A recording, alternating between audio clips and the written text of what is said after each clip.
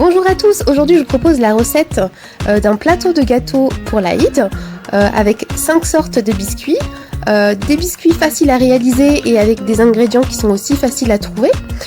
Pour commencer la recette, on va déjà démarrer la réalisation de sablés au sésame. Donc pour ces sablés au sésame, on aura besoin de 156 g de beurre mou, de 40 g de graines de sésame dorées, de 310 g de farine et d'une cuillère à café de levure chimique, de 30 ml d'huile et de 30 ml d'eau de fleur d'oranger et pour finir de 50 g de sucre. Donc je vais déjà commencer par mettre mon beurre dans la cuve de mon robot.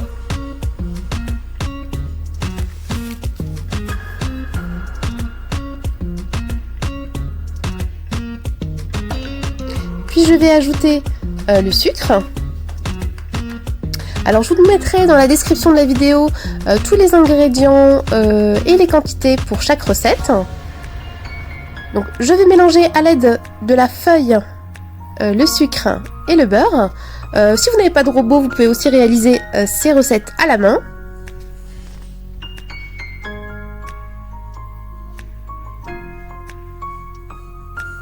Une fois que le beurre et le sucre sont bien mélangés, je vais ajouter l'huile et l'eau de fleur d'oranger.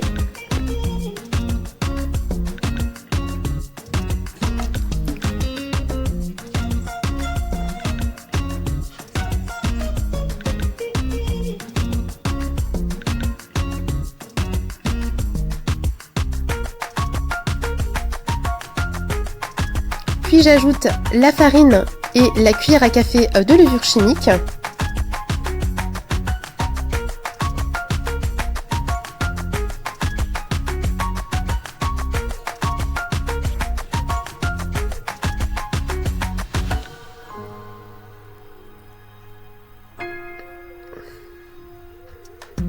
Je mélange l'ensemble et pour terminer, je vais finir par ajouter en fait les graines de sésame dorées.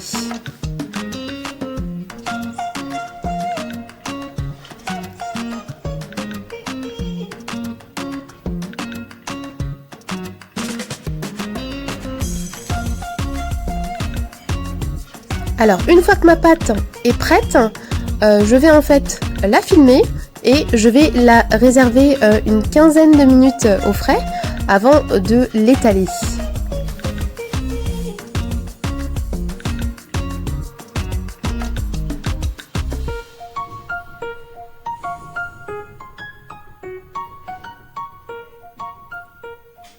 Donc au bout de 15 minutes, je récupère ma pâte et je vais venir l'abaisser avec un rouleau sur une épaisseur d'à peu près environ 2 à 3 mm.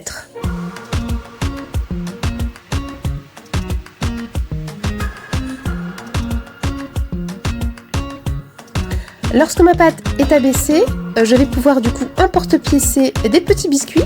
Donc pour la forme, c'est comme vous voulez, vous pouvez prendre des étoiles, des cœurs, des croissants, c'est vraiment comme vous voulez. Je vais les disposer sur une plaque de papier sulfurisé et je vais les cuire pendant environ 8 à 10 minutes dans un four préchauffé à 180 degrés. Donc au bout de 10 minutes, je récupère mes biscuits qui sont encore tièdes et je vais en fait les tremper généreusement dans du sucre glace.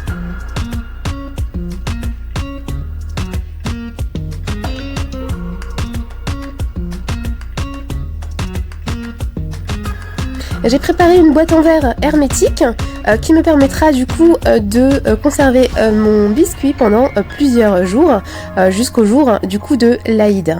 On va maintenant passer à la réalisation des sablés à la confiture et des tartelettes au chocolat. Donc pour cette recette, on aura besoin de 200 g de beurre.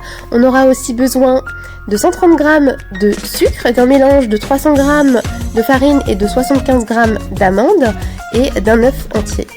Donc je vais déjà commencer par mélanger le beurre et le sucre.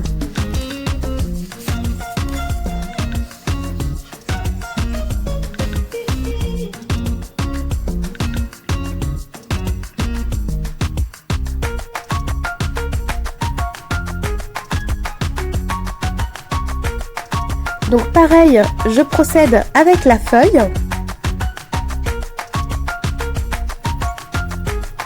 Puis j'ajoute mon œuf entier. Pensez à vous abonner à ma chaîne, à laisser des commentaires, des petits pouces bleus, à me faire des retours aussi si vous essayez les recettes. N'hésitez pas aussi à me suivre sur Instagram ou Facebook, je vous mets tous les liens dans la description de la vidéo.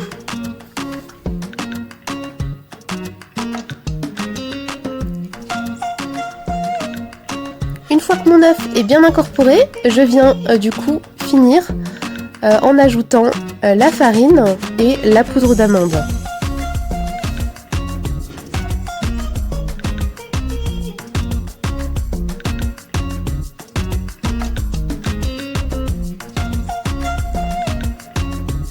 Une fois que ma pâte est prête, je vais en fait la séparer en deux. Du coup j'aurai une partie pour les sablés à la confiture et une autre partie pour les tartelettes. Donc avant d'étaler ma pâte, je la filme et je la réserve pendant une dizaine de minutes au frais.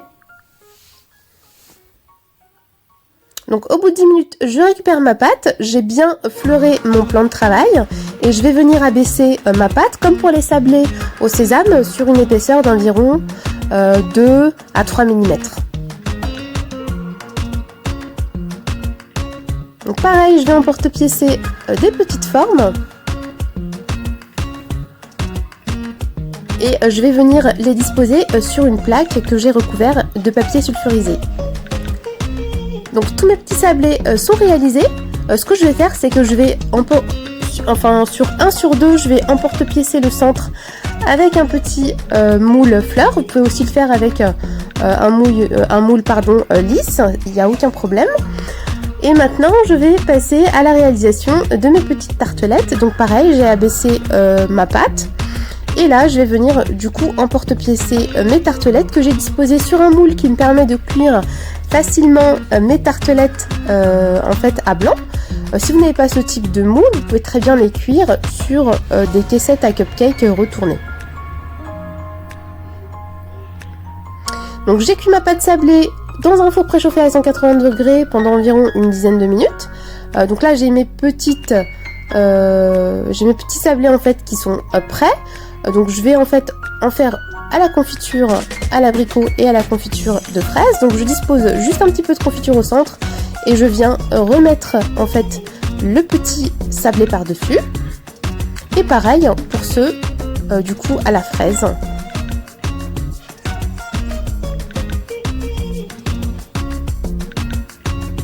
Une fois que toutes mes petites tartelettes sont prêtes, je les conserve du coup dans une boîte hermétique.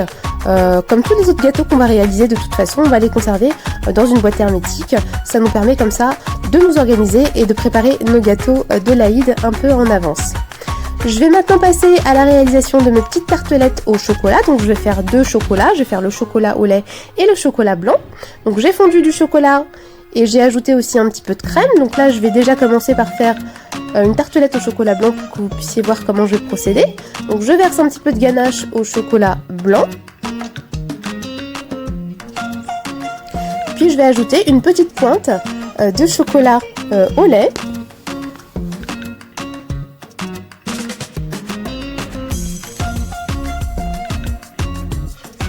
Et je vais venir avec un petit cure-dent faire des petits tourbillons. Ça va du coup rajouter une petite décoration supplémentaire et c'est vraiment très joli. Pour les tartelettes au chocolat au lait, vous procédez de la même façon, mais vous mettez du coup d'abord le chocolat au lait et une petite pointe de chocolat blanc et après vous venez faire le tourbillon avec votre cure-dent. Donc voilà, je me rapproche pour que vous puissiez voir l'effet de déco. Donc je vais réserver mes tartelettes au frais et puis après pareil je vais les mettre dans une boîte hermétique pour pouvoir les conserver plus facilement. Je vais maintenant passer à la réalisation de mes boules de coco. Donc pour les boules de coco on aura besoin de 2 œufs, de 450 g de farine, de 150 g de sucre et aussi d'un sachet de sucre vanillé et de 170 ml d'huile. J'ai aussi ajouté un sachet de levure chimique à ma farine. Donc je vais commencer déjà par verser le sucre directement sur mes œufs.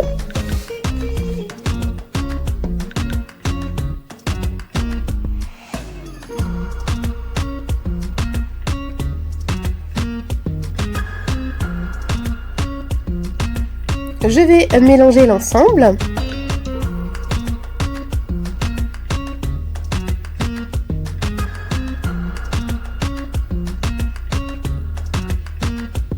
Une fois que le sucre et les œufs sont bien mélangés, je vais ajouter l'huile.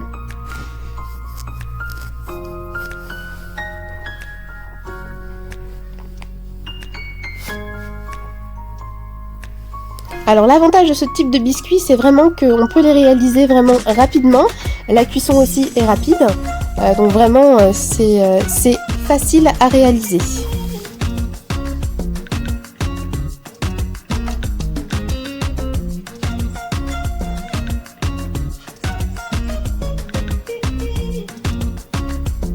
Là, je vais du coup ajouter ma farine et ma levure chimique.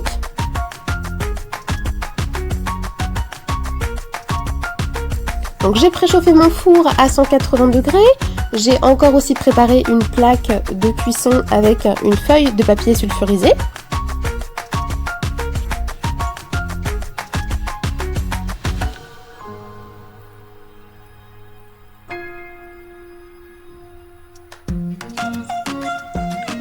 Et une fois que ma pâte est prête, je vais en fait façonner des petites boules. Donc en fait par rapport à la taille de votre biscuit, c'est vous qui voyez, soit vous faites des gros biscuits, soit vous faites des petits biscuits. Moi j'ai fait des petits biscuits.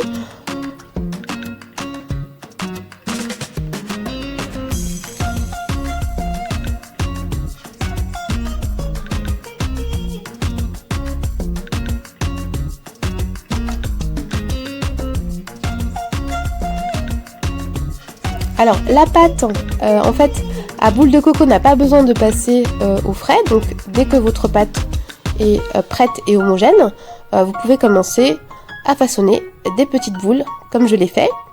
En fait je vais donc les cuire à 180 degrés pendant une dizaine de minutes environ. Donc au bout d'une dizaine de minutes, je récupère mes petits biscuits qui sont encore tièdes. J'avais préparé en fait un petit peu de confiture d'abricot que j'ai chauffé. J'y ai ajouté aussi un petit peu d'eau de fleur d'oranger et surtout j'ai mixé ma confiture pour ne plus qu'il y ait de morceaux. Donc je viens dans un premier temps tremper mon biscuit dans ma confiture et puis après je le trempe du coup dans la noix de coco râpée.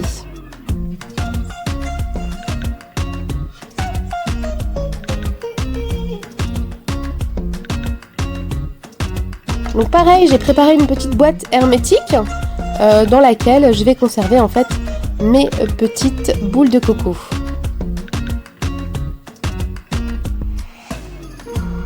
Donc les boules de coco, c'est un biscuit qui se conserve vraiment très facilement, donc on peut le garder pendant plusieurs jours.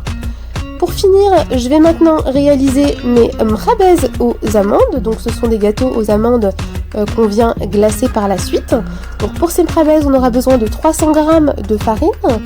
On aura aussi besoin d'un zeste de citron, d'un œuf entier et de 100 g de sucre glace. Donc pour commencer, je dispose mon œuf dans la cuve de mon robot. J'ajoute le sucre et le zeste de citron. Donc il est important quand même de prendre un citron non traité. Je vais mélanger le sucre, le zeste et l'œuf ensemble.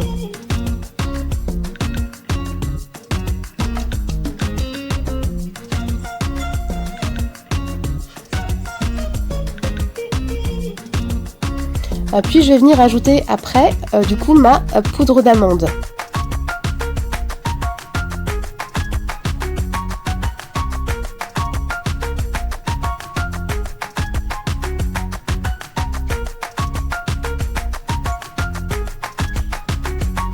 Donc, une fois que ma pâte est prête, je vais l'abaisser sur une épaisseur d'à peu près 8 mm à 1 cm. Et puis je vais venir détailler les formes en fait avec un emporte-pièce. Pour la cuisson du mkhabez, pareil, dans un four préchauffé à 180 degrés pendant environ 8 à 10 minutes.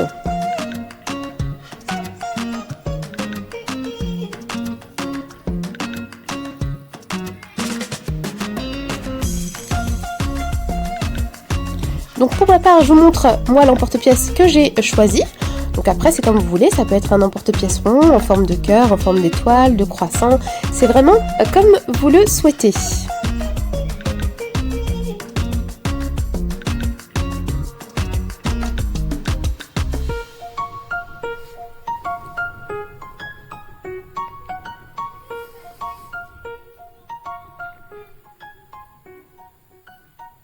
Donc pendant que mes mkhabez sont en train de cuire, je vais préparer mon glaçage.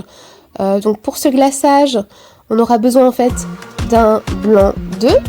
On aura aussi besoin d'un jus de citron et de sucre glace. Donc je vais commencer déjà par fouetter le blanc, le faire mousser.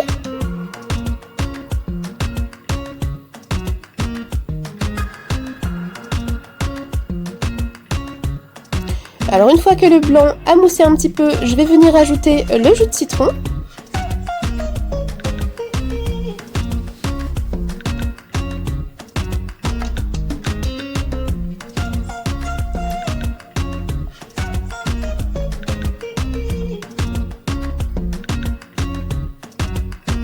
Puis je vais venir ajouter du sucre glace au fur et à mesure. Donc pour la quantité de sucre glace, en fait, il faut vraiment voir en fonction de la consistance du glaçage. Il nous faut un glaçage qui ne soit ni trop épais, ni trop liquide, dans lequel en fait on pourra tremper facilement nos biscuits. Donc là, mon glaçage est prêt, donc moi je l'ai séparé en deux. J'ai coloré une partie en violet et l'autre en rose. Et je vais venir du coup tremper mes biscuits qui sont cuits directement dans mon glaçage. Je vais laisser mes biscuits sécher avec le glaçage pendant plusieurs heures.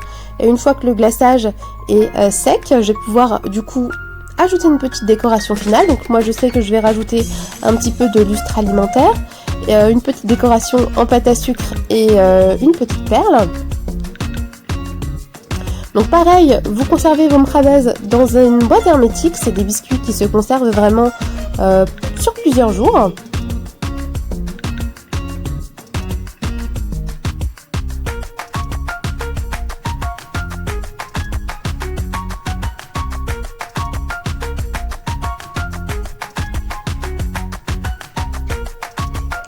Donc voilà, tous mes biscuits sont prêts. Du coup, je les ai tous mis en scène pour vous montrer un petit peu ce que ça donne. Donc on a les sablés à la confiture, les boules de coco, les sablés au sésame, les mkhabez, les tartelettes au chocolat. J'espère que vous avez passé un bon mois de Ramadan. Je vous souhaite vraiment une très bonne fête de Eid. Et je vous dis à très bientôt, Inch'Allah, pour une prochaine vidéo. À bientôt!